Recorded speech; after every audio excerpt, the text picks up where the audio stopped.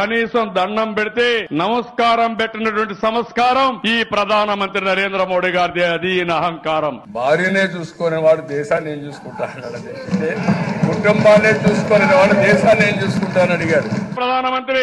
నేనేదో వాచ్మ్యాన్ అంటాడు, ఈయన వాచ్మ్యాన్ కాదు, దగాకోరుగా తయారయ్యాడు. నరేంద్ర మోడీ కరుడుగట్టిన ఉగ్రవాది, మంచివాడు కాదు. నరేంద్ర మోడీ ఈ దేశం ఉండడానికి అర్హత లేదు. మనకు అన్యాయం చేసిన వ్యక్తి ఈ నరేంద్ర మోడీ. ఆంధ్రప్రదేశ్ రాష్ట్రంలో బీజేపీ లేదు, మనతో పొత్తు పెట్టుకున్నా గెలిచారు. వాళ్ళతో పొత్తు పెట్టుకోకపోతే ఇంకో 10 సీట్లు ఎక్కువ వచ్చేటి మనకు. నాకంటే మొన్న వచ్చాడు రాజకీయాల్లోకి నరేంద్ర మోడీ, నా కథలు నేర్పిస్తున్నాడు. ఉందా సిగ్గుందా ఆయనకు? సిగ్గు లజ్జ, ఒక స్థానం, ఏం గౌరవం లేని వ్యక్తి. గ్రామంలో ఉండే చిన్న కార్యకర్త ఈ నరేంద్ర మోడీ కంటే 1000 టైమ్స్ బెటర్ తమ్ముళ్ళు. అదే వాళ్ళ యొక్క స్తోమత.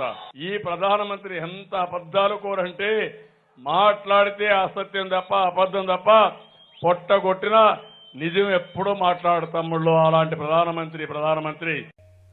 ఇది మన అవకాశవాద దౌర్భాగ్య విలువలతో కూడిన రాజకీయం. మోడీ, బాబు, నితీష్ రోజుకొక పగటి వేషం వేసే వేళ్లనే ప్రజలు 40 సంవత్సరాలుగా మోస్తున్నారంటే ప్రజలు కూడా అదే విలువలు, అదే మానసిక స్థితిలో ఉన్నారు. ఇది ఒక పచ్చి అవకాశవాద, ఏ విలువలు లేని సమాజం. ఎవడే అవకాశాన్ని బట్టి వాడు వితండవాదం చేస్తాడు. ఉచ్చనీచాలతో పని లేదు, స్వార్థమే పరమావధి. గర్వంగా జైకొట్టు భారతీయుడా.